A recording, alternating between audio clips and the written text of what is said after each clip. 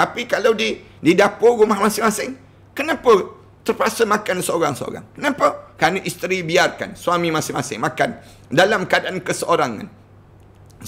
Suami ni kadang-kadang bila nak makan sebut, isteri sebut apa dia? Isteri kata, dah pergi ambil kat dapur, pergi ambil sendiri. Saya dah masak dah, penat dah masak. Disebut demikian.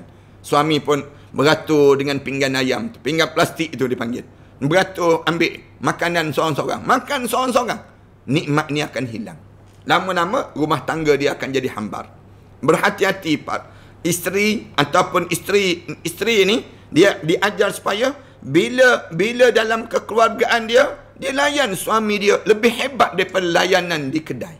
Lebih hebat daripada layanan yang disebut dengan pelayan-pelayan di pasar raya dan sebagainya. Tapi bila kat rumah, dia bercakap dengan cara qaulan ma'rufa, kata-kata yang baik dalam keadaan pertuturan yang indah dalam kekeluargaan masing-masing. Allahu Akbar. Kita telah kehilangan suasana ini. Kerana orang kita tanya, kenapa Ustaz orang kita jadi kasar? Kerana kita sibuk dengan keduniaan. Bila orang kita ni sibuk dengan dunia, materialistik, bahasa kita yang mudah ni. Bila pemikiran kita ni berfokus kepada keduniaan, kita tak rasa lagi indahnya dengan beragama. Ini dia akan kesan yang besar. Bila masyarakat kita ni hidup dalam keadaan sibuk mengejar nak yang tu, nak yang ni dalam hidup dia, hidup berkejaran dengan dunia. Kesibukan hidup dengan dunia ni menjadi besar pada mereka sebut, yang menyebabkan orang tak rasa lagi indah yang disebut dengan suasana agama. Tapi kalau kita nampak kehidupan kita bukan sebenar di dunia, kehidupan kita yang sebenarnya di akhirat. Dunia ni bukan kejaran. Jangan kita nampak dunia ni jadi kejaran.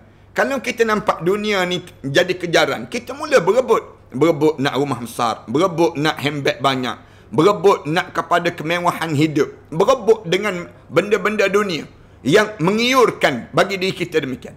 Kita akhirnya, kita berkejaran yang sana, kita tak fikir lagi dosa pahala dalam hidup. Itu yang menyebabkan dalam hidup kita ni, orang kita ni, dia dah mula sibuk dengan keduniaan ini, menyebabkan kita tak nampak nilaian akhirat.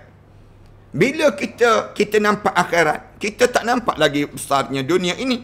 Lalu kita mengecilkan dunia ni. Ni kaedah orang mukmin. Orang mukmin dia akan jadi demikian. Bila kita ni nampak akhirat, kita tak sanggup nak cakap kasar dengan pasangan hidup kita. Kita tak tengking mereka.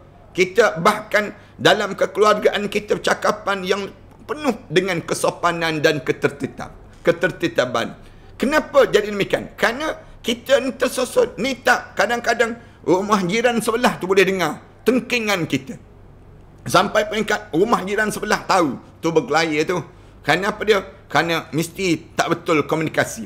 Mesti tak tepat dalam kata-kata dan sebagainya. Yang menyebabkan akhirnya rumah tangga di kalangan orang mukmin ini menjadi hambar dan menjadi kosong dalam hidup mereka. Berlakulah perceraian, berlakulah pertengkaran, berlakulah perbalahan. Punca apa dalam hidup kita? Kerana dunia tu terlampau tamak dalam kehidupan kita, sehingga kan kita tertinggal nilai-nilai akhirat dalam kehidupan.